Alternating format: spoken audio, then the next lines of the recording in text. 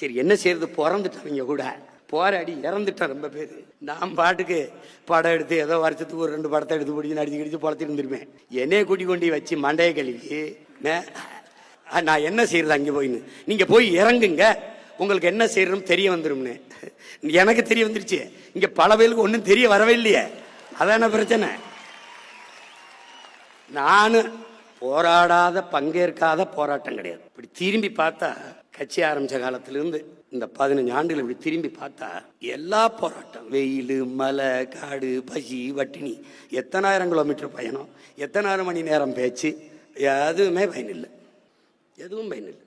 ஆனால் என்ன நினைக்க வேண்டியிருக்கு, நம்ம விவசாயி மகன் அப்பா விதைக்கிறாரு முளைக்கல, மறுபடியும் விதைக்கிறாரு முளைக்கல, மறுபடியும் விதைக்கிறாரு முளைக்கல. ஆனால் மறுபடியும் உழுது நம்பிக்கையோட ஒரு விவசாயம் விதைச்சிக்கிட்டு இருக்கான் பாரு.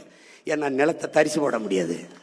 மிகுந்த ஒரு வழியோடு நாம் நிற்கிற பிள்ளைகள். அவர் மாதிரி இல்லை, வழியோடு நிற்கிற வழியோடு அந்த வழி இல்லை, அவர் அந்த வழி இல்லை, அவர் எந்த வழின்னு சொல்லவே இல்லை. கண்ணு முன்னாடி நம்ம மொழி சிதைந்து அழிந்து போச்சு, நம்ம இனம் அழிஞ்சு போச்சு, எந்த உரிமையும் நமக்கு இல்லை. நிலம் வளம் எல்லாம் திருடப்படுது, எல்லாம் களவு போகுது. அதே மீத்தேன் எடுப்பாக மறுபடியும் ஸ்டெர்லைட் திறக்கிறதுக்கு வாய்ப்பு இருக்குது, மறுபடியும் வாய்ப்பு இருக்குது. அடியில் அகர்வால் நேரடியாக வாழ்த்து போடுறானே, என்ன பெரிய தம்மைனா சின்ன தம்மைனா, அவன் எதுக்கு வாழ்த்து போடுறான்? அந்த நிமல ராஜபக்சே வாழ்த்து சொல்றான், அவன் பக்கத்தில் வாங்கி குடிக்கிற நாய் இங்கே வந்து குலைச்சிக்கிட்டு இருக்கு ஒரு நாய். அது அவனுக்கு அவனுக்கு அவனுக்கு பிரச்சனைன்னு ஆமகரி தின்னா இல்லையான்னு டேய் உங்களையெல்லாம் டேய்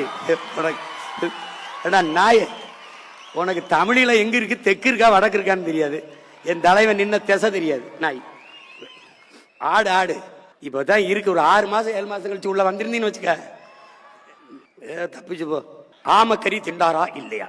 ஏன்னா அவ்வளவு பெரிய பன்னாட்டு குற்றமாடாது. நான் இதை சொல்லி தொலைச்சிருக்க மாட்டேன். எங்க ஆளு சும்மா இருக்காம எது சொன்னாலும் அங்க போய் சொல்லுங்க பாப்பலாம். நீங்க ஆமக்கறி சாப்பிட்டீங்களா, ரொம்ப நல்லா இருந்தா அங்க போய் சொல்லணும். AK-74 பயிற்சி கொடுத்துட்டு அப்ப ரஷ்யாவில் இருக்கு, அதுக்கப்புறம் நம்ம கிட்ட இருக்குன்னப்பா. அப்ப இந்தியாவில் AK-74 இல்லை, அப்ப இந்தியாவிலே AK-74 சுட்ட ஒரு ஆள் நான் தான் இருக்கேன்னா, ஆமா ஆமா அங்க போய் சொல்லுங்க. அவர் சொன்னதுனால வந்து சொன்னேன், இல்லைன்னு நான் எதுக்கு சொல்றேன். பெரிய அதனாலதான் இந்த நாட்டில் விலைவாசி ஏறி போச்சு, பசி பஞ்சம் வந்துருச்சு. ராமக்கறி சாப்பிட்டாருங்க நாய். கொஞ்ச நாள் பேசுறீங்கடா, ஆனா பச்சை மட்ட வைத்தியம் உறுதிதான், உறுதிதான். லட்சியத்தில் உறுதி கொண்டு ஒன்றுபட்ட மக்களை எதுவும் ஒன்றும் செய்துவிட முடியாது என்று இந்த அற்ப தேர்தல் வெற்றியும் தோல்வியும் கண்டு துவண்டு போகிற கட்சி தொண்டர்கள் அல்ல நாங்கள்,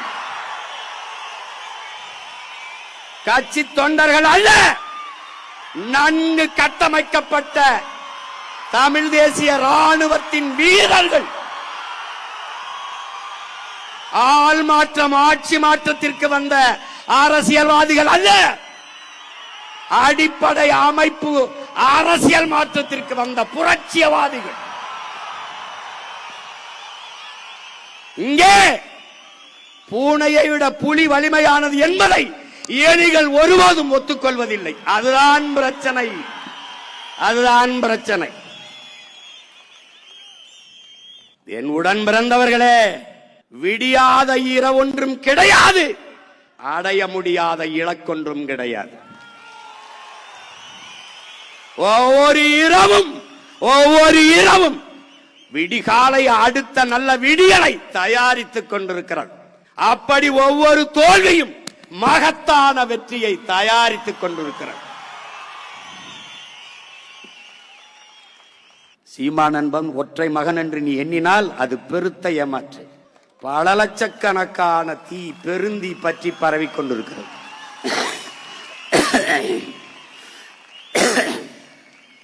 முன்னாடி இருக்கிற ஒவ்வொரு வீரனும் 100 சீமானுக்கு சமமானம் என்பதை நீ புரிந்து கொள்ள வேண்டும்.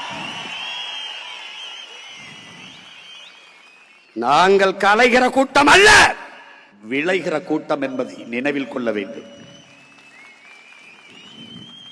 காத்தடிக்கும் திசையெல்லாம் பறக்கிற பதர்கள் அல்ல, புயலே அடித்தாலும் அதே இடத்தில் அசையாமல் நிற்கிற வீரியமிக்க மணிகள்.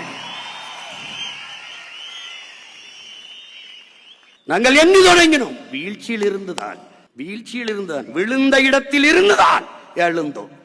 7 அடி நீளம் தாண்ட 70 அடி பின்னோக்கி போய் ஓடி வர வேண்டியது இருக்கிறது. இந்த பின்னோக்கி போனது 7 அடி அல்ல, 70 அடி பாய்வதற்கு என்பதை என் அன்பு தம்பிதங்கள் புரிந்து கொள்ள வேண்டும். வெறும் அற்ப தேர்தல் வெற்றி தோல்வி அல்ல நம்மை தீர்மானிப்பது. அதிகாரம் மிக வலிமையானது, அண்ணல் அம்பேத்கர் சொல்லுகிறார். ஆனால் அதே அதிகாரம் நிலையானதல்ல, அது மாறும். ஆனால் நாம் ஏற்றிருக்கிற தத்துவ நிலைப்பாடுதான் உறுதியானது, மாறாதது.